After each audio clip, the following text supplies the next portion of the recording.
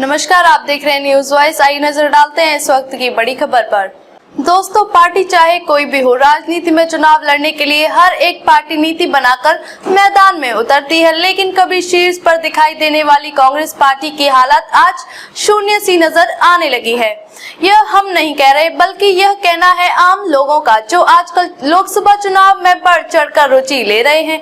बात करते हैं गुरुग्राम लोकसभा सीट की, तो यहाँ भी कांग्रेस प्रत्याशी को लेकर हालात ज्यादा अच्छे नहीं कहे जा सकते।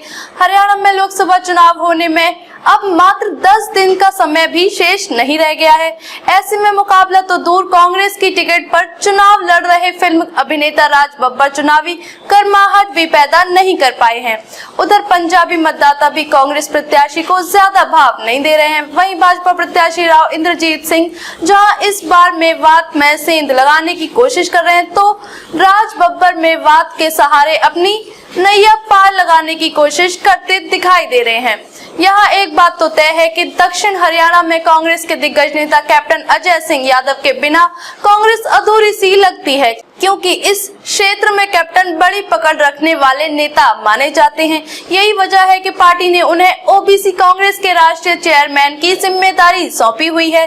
ऐसे में शायद राज बब्बर कैप्टन अजय सिंह यादव और रेवाड़ी से उनके बेटे विधायक चिरंजीव राव की बैसाखियों के सहारे चलने की कोशिश करते दिखाई दे रहे हैं, और शायद यही वजह है कि कैप्टन अजय सिंह यादव और विधायक चिरंजीव राव जहां भी राज बब्बर के साथ चुनावी सभा में पहुंचते हैं, तो वहां एक अलग ही माहौल नजर आने लगता है। वरना बाकी सभाओं में उमड़ रही भीड़ को देख यही कहा जा सकता है कि कांग्रेस प्रत्याशी राज बब्बर सिर्फ सेल्फी वाले नेता बनकर रह गए हैं। तो अब देखना ये होगा कि ऐसी परिस्थितियों में आखिरकार कांग्रेस प्रत्याशी राज बब्बर भारतीय जनता पार्टी के बब्बर शेर कहे जाने वाले राव इंद्रजीत सिंह से कैसे टक्कर ले पाएंगे। विधायक जी, राज बब्बर पैतृक गांव में आए, किस तरह देखते हैं, क्या कहेंगे? देखिए, हम तो स्वागत करते हैं राज बब्बर जी का कि आज हमारे गांव के अंदर आए हैं। आज राज बब्बर जी हमारे गांव के अंदर आए हैं, मैं तो उनका स्वागत अपने गांव में करता हूँ और भारी बहुमत के साथ इनको जिताने लगा। बाकी और गाँव में भी जा रहे हैं, किस तरह का समर्थन मिलता दिख रहा है? अभी आज ये हमारा दूसरा कार्यक्रम ही है। आज करीबन 10 गाँव में हमारे गाँव में कार्यक्रम है और शहर के भी काफी कार्यक्रम है। हमें उम्मीद है कि जिस तरह का जोश लोगों में है, भारी बहुमत के साथ राज बब्बर जी क्या एकजुट दिख रही है? कांग्रेस भी एकजुट होकर के साथ देगी? पूरी कांग्रेस एकजुट है। आप देख रहे हैं जहाँ जहाँ राज बब्बर जी जा रहे हैं, सब लोगों के अंदर भारी सम्मोह जो है। अपने वर्कर्स की जो नाराजगी है वो दूर कर पाएंगे? वर्करों में कोई नाराजगी नहीं है जी, लगातार दिखाई दे रही थी वर्कर की नाराजगी। लगातार आप देख रहे हैं, भीड़ हमारी आपको नजर आ रही है। तो पैतृक गाँव है ना। इससे पहले हमारा कार्यक्रम था मसानी अड्डे पे, आप देखो, आपको पता चलेगा कितना लोगों के अंदर जोश है।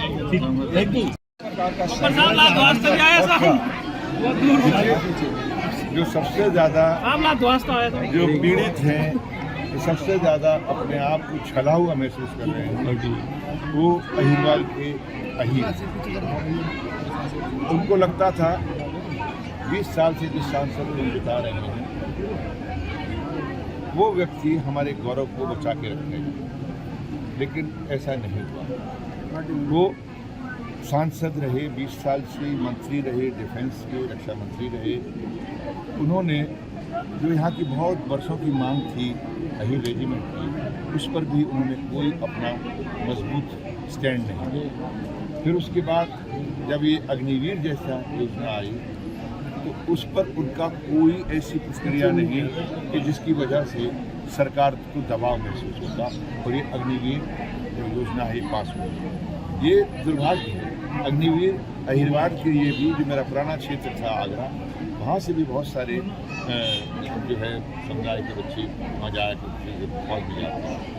ये ऐसे क्षेत्र हैं जहाँ के बच्चे सिर्फ नौकरी के लिए नहीं जाते, पेट पालने नहीं जाते, बल्कि एक प्रतिष्ठा और एक गौरव होता है। जिस गांव में से एक बच्चा जो है फौज में जाता है, मुझे याद है उस गांव में लड़की देने वालों की लाइन लग जाती है उस बच्चे के लिए, और जो लड़के तैयारी कर रहे होते हैं उनके लिए भी। ये शादी ब्याह के रिश्ते जो होते हैं, ये हर माँ बाप चाहता है कि किसी अच्छे घर में, और अच्छा घर में इसका बेटा बड़ा सही होगा, आज फौज में जा रहा है, मेरी बेटी सुखी रहेगी। तो ये तमाम चीज़ों की जो सामाजिक व्यवस्था है और उसके साथ एक प्रतिष्ठा जो है वो खत्म हो गई। आज 22-23 हज़ार का नौकर 4 साल के लिए योगी सरकार लेके जाना चाहती है। मैं समझता हूँ के नौजवानों का अपमान हो। वो नौजवान जो देश के लिए अपने आप को कुर्बान करने के लिए तैयार है, जो हमारी सुरक्षा पंक्ति की सबसे बड़ी ढाल है, आप इनको कमजोर करो। मेरा गुरुग्राम से एक प्रत्याशी हैं उन्होंने ये कहा कि मेवात आज भी पिछड़ा हुआ इलाका है, वहाँ पर कोई विकास नहीं हुआ। रावेंद्र जी जब जाते हैं रेल की सीटी तो बजा कर आते हैं, लेकिन रेल नहीं आती। मेरे ख्याल से लोगों ने तो सीटी की भी नहीं सुनी होगी। तो खैर ये बात तीनों जिलों की, गुड़गांव जिला, रेवाड़ी जिला और मेवात, तीनों ही अगर आप अंदर चले जाते हैं तो बहुत अच्छे। जो भी रेवाड़ी में काम हुआ है कैप्टन सिंह यादव जी की वजह से और चिरंजीवी जी की वजह से। बाकी आप मुझे बताइए कौन सा ऐसा काम किया है जो 20 साल के सांसद उन्होंने कोई काम किया, एक काम का नाम बता दीजिए रेवाड़ी में। मेवात के गुड़गांव में बता दीजिए, बस स्टैंड टूटा हुआ है, 3-4 साल से हो गए। जो मेन गुड़गांव का बस स्टैंड है वो टूटा हुआ है। मेन गुड़गांव का जो अस्पताल है सरकारी वो टूटा हुआ है। कूड़ा इस तरह है, ऐसे लगता है कि जहाँ 5,000 करोड़ रुपये का निगम का बजट है, वहाँ कूड़ा जो है वो सड़कों पर फैला हुआ है। यानी और जो गौ माता जो है वो वहाँ पे प्लास्टिक खा रही है, कूड़े में खा रही है। ये किस तरह के लोग हैं, ये किस तरह के बीजेपी के साथी जो है। कांग्रेस कह रही है 8500 रुपये हर महिला को मिलेंगे, कैसे दिए जाएंगे, थोड़ा समझाएं। समझने की ज़रूरत नहीं है, इसलिए कि आप जो चीज़ें हैं जो बांट रहे हैं, यानी लाखों करोड़ रुपया आपने जो अपने 3 दोस्तों को बांट दिया है, 5-7 दोस्तों को बांट दिया, अगर उनको ना बांट के उनके कर्जे माफ़ करके 16 लाख करोड़ कितना करोड़ का जो है 4 लाख करोड़ से ऊपर दे दिया उन लोगों ने। और तो वो तमाम पैसा जो उनको दिया है उनको ना देते, ये पैसा गरीब में बढ़ता, महिलाओं में बढ़ता, हमारे बुजुर्गों की पेंशन में बढ़ता। इस तरह से देगी कांग्रेस। चुनाव में अब ज़्यादा वक्त नहीं रह गया है, गुड़गांव में जो गर्माहट पैदा नहीं कर पा रहे राजबब्बर, क्या वजह? कल भी 2 कार्यक्रम थे आपके, नहीं हो पाए, सदर बाजार या दूसरी जगह बादशाहपुर में। आपको तो कुछ पता ही नहीं है फिर इसका मतलब। आप लोग जो यहीं पे गर्मी सोते रह गए। आप जरा देखिए कल सदर बाजार में क्या कार्यक्रम हुआ। कैप्टन साहब आए तो गर्माहट दिखाई दी, बाकी दिखाई नहीं दे रही है, क्या वजह? केवल विभाग के सारे नैया पार लगाना चाहते हैं राजबब्बर को जिसने चाहा मेवात तो देगा ही देगा, उसमें कोई दो राय नहीं। रेवाड़ी देगा ही देगा, उसमें कोई दो राय नहीं। क्योंकि रेवाड़ी और मेवात में जो काम जो लोग नहीं कर पाए हैं ये बीजेपी वाले, उसकी वजह से मैं यहाँ से बोल। गुड़गांव के अंदर लोगों में बहुत ज़्यादा उत्साह है। अगर आप कल देख लेते तो आपको भी खुशी हो जाती और मेरी तरफ ये माइक ना घुमाती। आप जाइए कल सदर बाज़ार में जाके एक बार कीजिएगा राउंड जाके कि कल सदर बाज़ार में और आज सदर बाज़ार में क्या फ़र्क है और कितना बड़ा हुआ। मैं 2 घंटे के लिए गया था वहाँ, 5.5 घंटे से बाद निकला। अब राजबब्बर से बड़ी अपेक्षाएं हैं लोगों को, राजबब्बर किस तरीके से खड़े उतरेंगे, उनकी अपेक्षाएं? देखिए, जो मेरा रोड मैप है मैंने लोगों के सामने रखा। समझने और समझाने की प्रक्रिया ये बहुत ज़रूरी होती है किसी भी जनप्रतिनिधि के लिए, और उसके लिए आपको मिलना पड़ता है। अब जैसे हमारे भाई ने एक सवाल किया कि साहब सदर बाज़ार में नहीं गए, तो हाँ, तो अब मैंने इनसे बात की कि जाएंगे वहाँ जाके देखेंगे और उसके बाद यही खुद कहेंगे कि भाई वाकई अब रिस्पॉन्स बहुत तगड़ा है। परसों भी रेवाड़ी थे, आज भी रेवाड़ी है। गुड़गांव में कार्यक्रम उतने नहीं हो पा रहे जितने होने चाहिए, जिस तरीके से दूसरे उम्मीदवार प्रत्याशी लगेंगे। कोई जरूरत नहीं, मैं तो रोज़ गुड़गांव जा रहा हूँ, मैं जा रहा हूँ, मेरी बेटी जा रही है, मेरा दामाद जा रहा है, मेरा बेटा जा रहा है। पूरी लोकसभा के कार्यक्रम थे, यानी अब फर्क दिखाई देगा, अब फर्क दिखाई देगा। देखिए, यहाँ कैप्टन साहब हमारे एक बड़े लीडर हैं। तो ये संकेत बड़ा साफ है कि कैप्टन अजय सिंह क्या चाहते हैं, और जो चाहत है वो जो बाकी बचेगी हम गुड़गांव में पूरी करेंगे।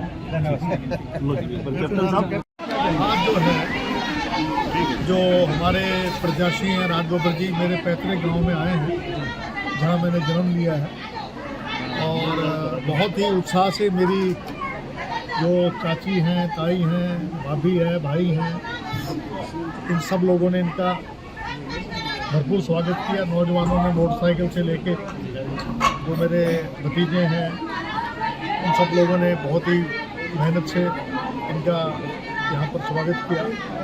देखो, हमारा मकसद केवल एक ही है कि जो इस इलाके में एम्स के नाम पर पत्थर रख दिया, लेकिन आज तक एम्स नहीं बना। हम चाहते हैं कि यहाँ पर जो है हर प्रकार की सुविधाएं हों। जैसे आपका गवर्नमेंट कॉलेज है लड़कों का, वो बन जाए, यहाँ पर रोज़गार मिले, यहाँ पर जो है महंगाई पर हम काबू पा सकें। युवाओं के लिए हम लोग योजनाएं बनाएंगे। हम लोग महिलाओं के लिए हमने जैसे बताया 8500 रुपये देंगे, और जो स्नातक पास है उनको 8500 रुपये देंगे। वो इसलिए देंगे क्योंकि 43 लाख करोड़ रुपया पूंजीपतियों का माफ़ कर दिया। अगर इतना ही पैसा अगर मनरेगा में दे देते तो 20 साल तक मनरेगा का काम हो सकता है। 400 रुपये हमने उनकी जो है जो एक दिन की दिहाड़ी वो बढ़ा रहे हैं। फिर जाति जनगणना बहुत ज़रूरी है ताकि गरीब आदमी को उसका हक मिल सके, चाहे वो किसी वर्ग से हो, किसी जाति से हो।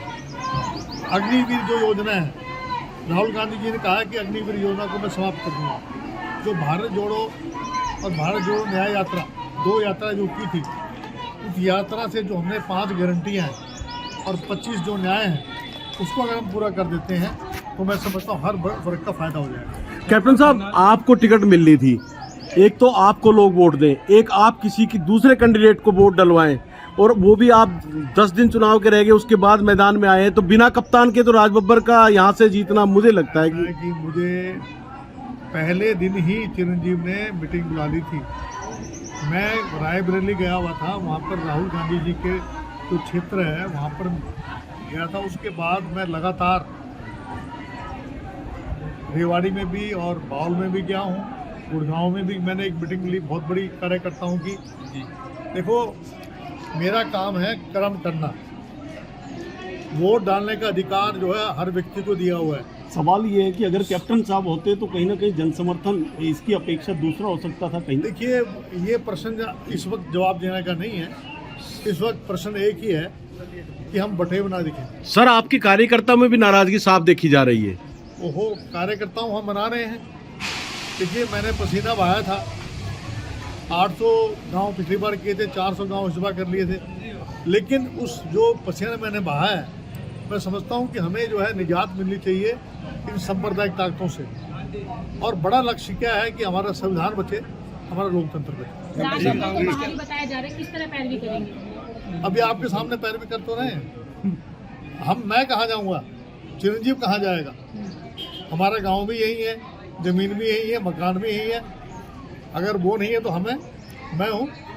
अभी तो मैं 10 साल और जीऊँगा।